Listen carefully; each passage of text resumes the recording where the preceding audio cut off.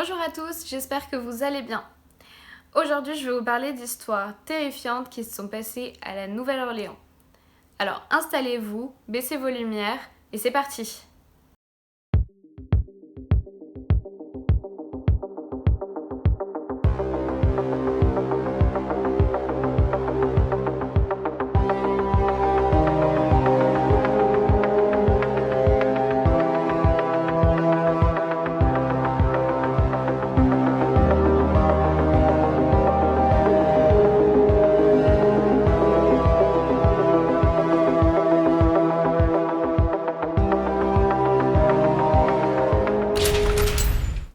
Je tenais beaucoup à faire ma première vidéo sur la Nouvelle-Orléans parce que c'est vraiment une ville qui a été un coup de cœur pour moi quand je l'ai visitée. Ça faisait des années que je voulais m'y rendre et j'ai pas du tout été déçue. Je trouve que c'est une ville qui a beaucoup d'ambiance, qui a un charme, un mystère.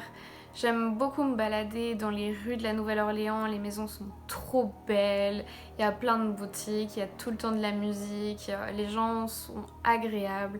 J'ai vraiment beaucoup aimé cette ville.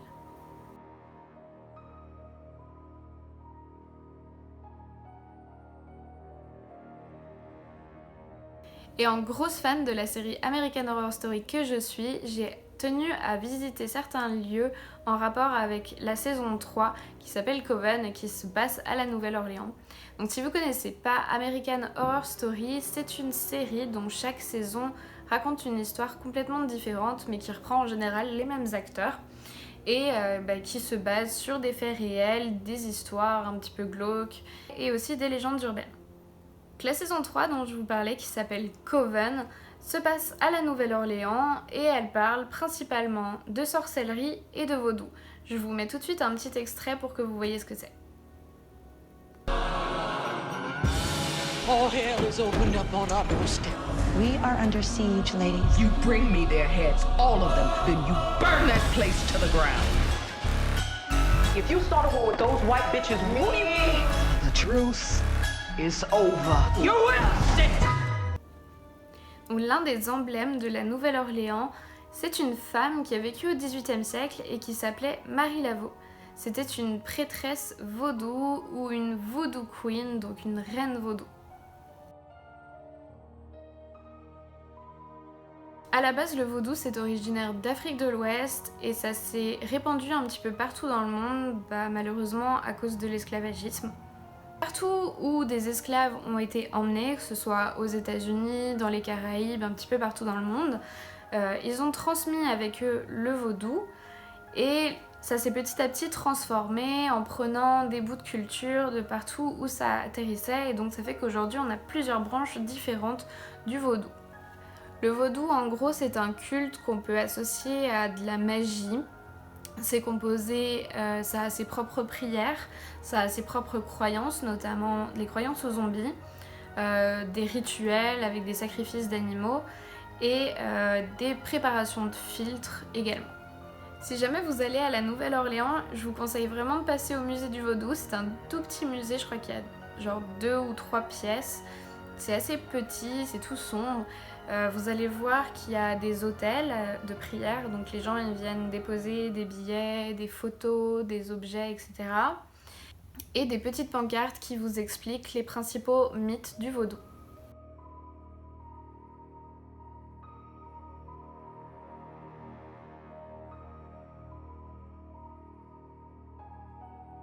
Marie Laveau, elle travaillait dans les années à peu près 1820-1830 en tant que coiffeuse, mais en parallèle, elle avait une carrière de prêtresse vaudou. Donc qu'est-ce qu'on entend par là ? On lui attribuait principalement des pouvoirs de divination et de guérison.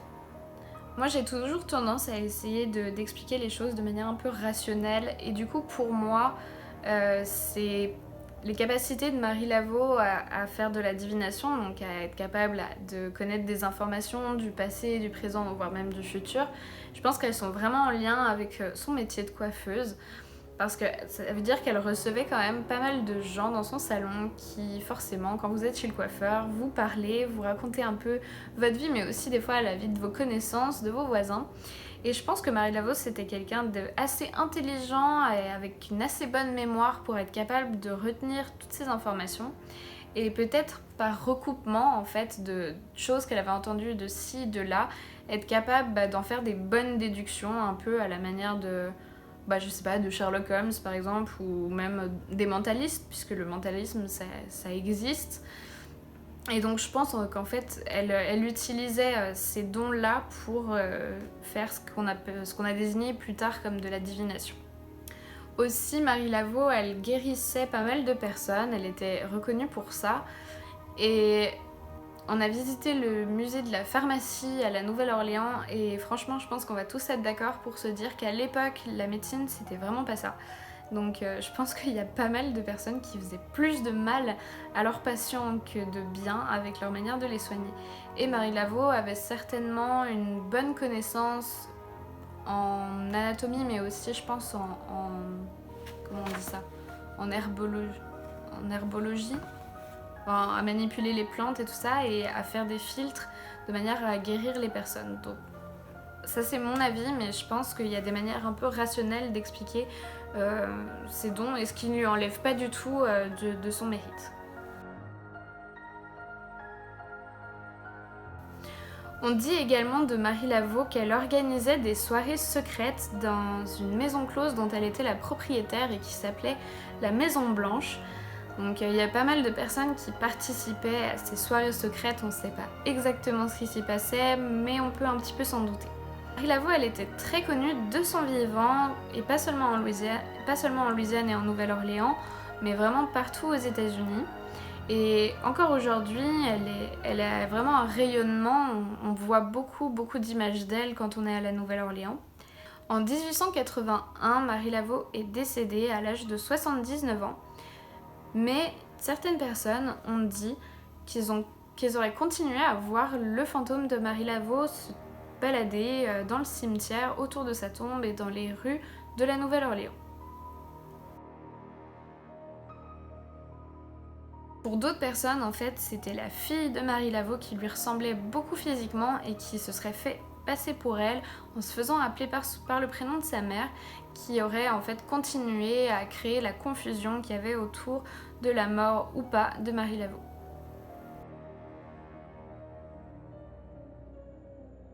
Personnellement, j'ai pas vraiment d'avis là-dessus. Je sais pas si Marie Laveau est vraiment décédée ou pas en 1881, mais ce que je peux dire, c'est que plus de 130 ans après son décès, elle continue d'être hyper importante dans cette ville. Donc je pense que son pari d'immortalité, quelque part, il est réussi. Je sais pas ce que vous en pensez, vous. À la Nouvelle-Orléans, l'un des endroits les plus célèbres à visiter, c'est le cimetière Saint-Louis. C'est le numéro 1, si je me trompe pas. Et ce cimetière, il est connu pour ses tombes un petit peu particulières, puisque ce sont des tombes surélevées. En fait, la ville a souvent des problèmes d'inondation, et ça c'est dû au fait que ses sols sont trop proches des nappes phréatiques. Si vous connaissez un petit peu la Louisiane, on connaît ça, c'est des bayous, donc c'est vraiment des marécages de partout. Or dans un cimetière, qu'est-ce qui se passe en cas d'inondation ? Les cercueils remontent et flottent à la surface. On est d'accord que c'est pas vraiment ce qu'on souhaite avec un cimetière. Et donc la Nouvelle-Orléans a interdit l'enfouissement des corps pour des raisons d'hygiène et de santé publique, ce qu'on comprend tout à fait à cause de ces problèmes d'inondation. Le résultat, c'est que les tombes ne sont pas sous la terre, mais ce sont des tombes surélevées. Et en plus de ça, ce ne sont pas des tombes individuelles, mais des caveaux familiaux qui sont partagés parce que ça fait partie de la culture créole d'enterrer ses morts de cette manière.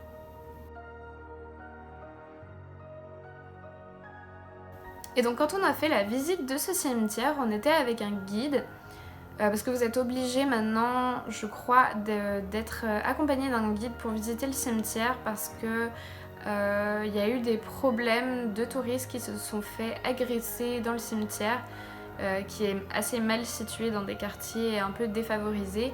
Et du coup, la ville oblige maintenant les visiteurs à être accompagnés d'un guide officiel. Donc, ce guide nous a raconté une histoire que j'ai trouvée vraiment glauque mais qui est super intéressante en même temps. Donc, comme je vous disais, c'est des caveaux familiaux partagés. Et le problème, qu'est-ce qui se passe si jamais ça pouvait arriver dans le temps que plusieurs personnes d'une famille meurent, que ce soit suite à un accident ou parce qu'il y avait des épidémies, enfin etc.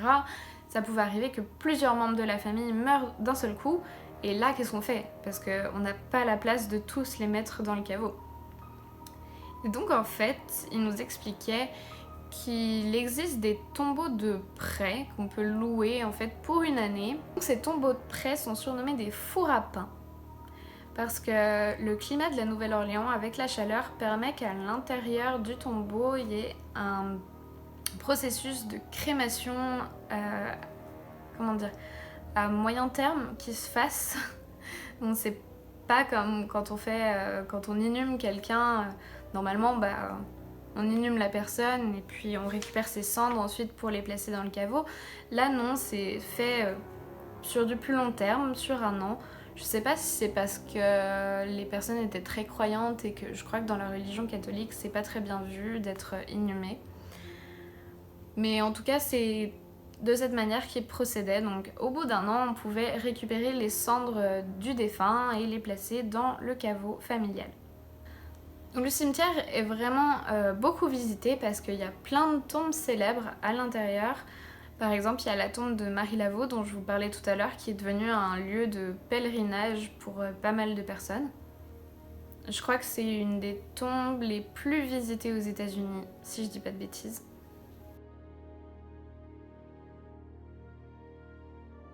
Mais il n'y a pas que des tombes anciennes dans ce cimetière. J'ai été assez surprise quand je suis tombée sur cette tombe-là, je vous montre.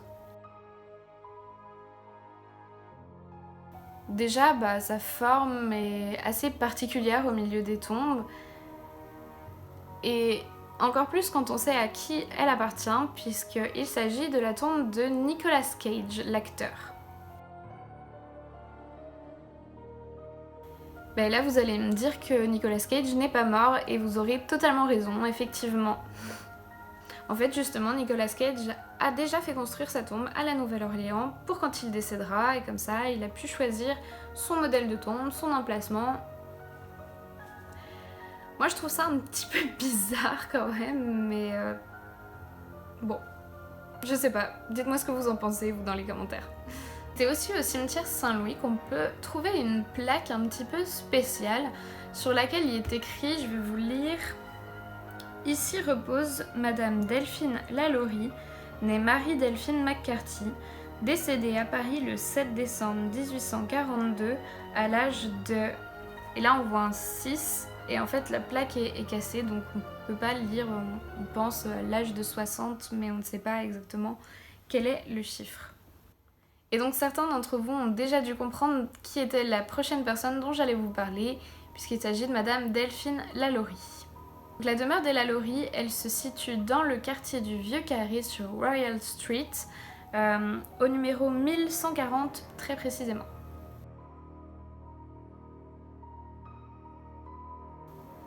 Madame Lalaurie, c'était une bourgeoise franco-créole qui en était à son 3e mariage au moment où elle s'installe à la Nouvelle-Orléans. Et à cette époque, elle reçoit beaucoup de personnes chez elle pour des dîners, pour des galas, pour des bals, mais des personnes de la haute société. Elle est très bien entourée.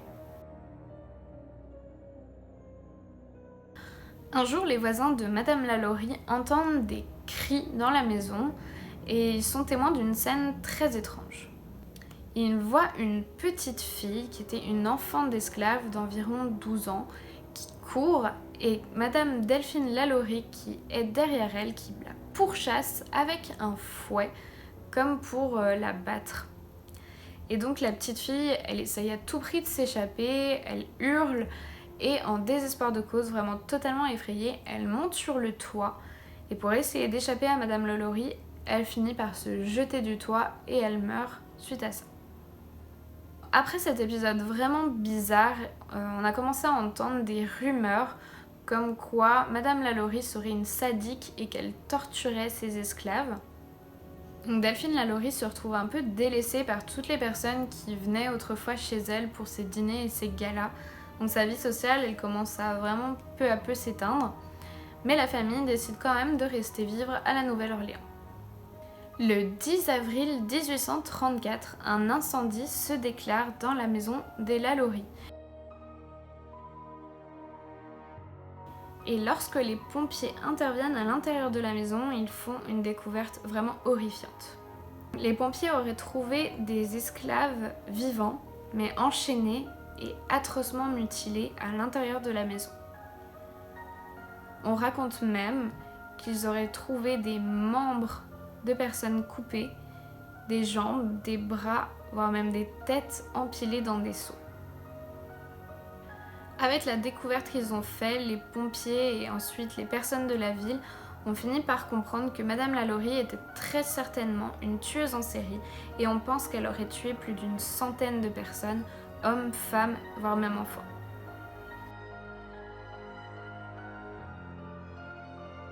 Delphine Lalaurie aurait profité de la pagaille de l'incendie pour s'enfuir et on ne l'a jamais revue.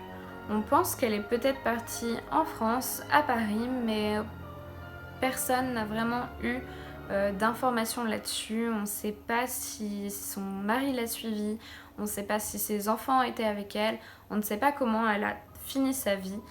Et on peut comprendre qu'après ce que les personnes ont découvert chez elle, c'est normal qu'elle a essayé de se faire oublier. Peut-être, je sais pas, peut-être qu'elle a changé d'identité. En tout cas, on ne sait pas.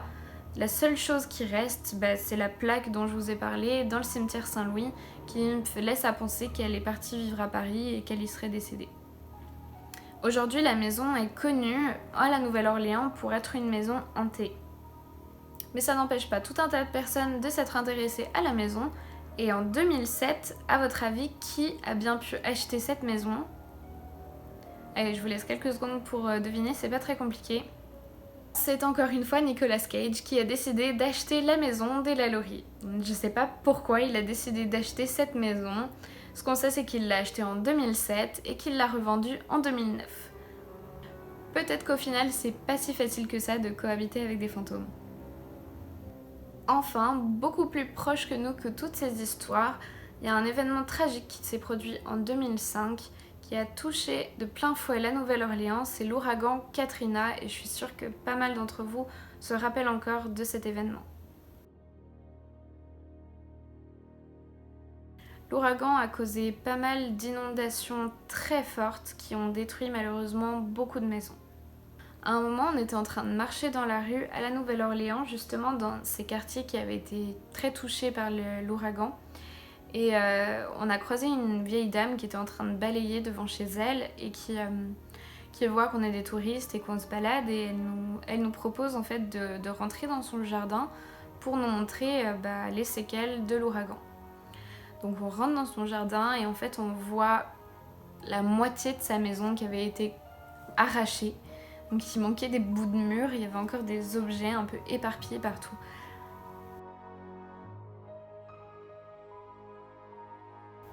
Et ça c'était quand même l'année dernière, c'était en 2017, donc on était déjà 12 ans après l'ouragan et c'était encore dans cet état-là.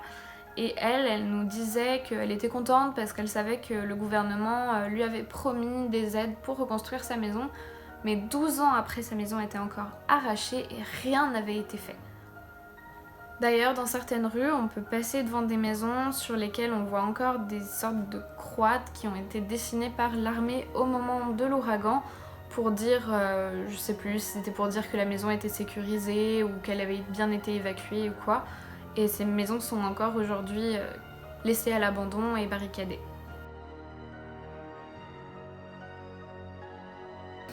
D'ailleurs, Ryan Murphy, qui est le créateur de American Horror Story dont je vous parlais tout à l'heure, a une autre série qui s'appelle American Crime Story et je crois qu'il a dit que la saison 3 devrait parler de l'ouragan Katrina.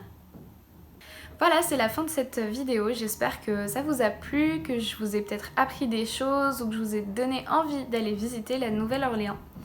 En tout cas, moi ça me fait vraiment plaisir de m'être enfin lancée à faire des vidéos, même si je pense que je suis pas encore l'air très à l'aise devant la caméra, ça va venir. C'est un petit peu difficile pour l'instant de parler à un objectif, mais on va s'y faire. N'hésitez pas à me faire vos retours, à me dire si ça vous a plu, s'il y a des choses que je peux améliorer, s'il y a des sujets dont vous aimeriez que je parle. Par exemple, j'ai parlé brièvement du vaudou au début, mais peut-être que je peux en dire plus. Et si vous avez aimé, n'hésitez pas à me laisser un petit pouce bleu pour m'encourager à continuer, puis à vous abonner à ma chaîne pour voir mes prochaines vidéos. Je pense que la prochaine, on parlera de choses un petit peu plus psychologiques, puisque c'est vraiment mon domaine de prédilection et que j'ai plein de sujets à vous raconter à propos de la psychologie, à propos, je sais pas, des crimes et des tueurs en série et des choses comme ça. Voilà, je vous dis à une prochaine, et en attendant, n'oubliez pas de rallumer vos lumières.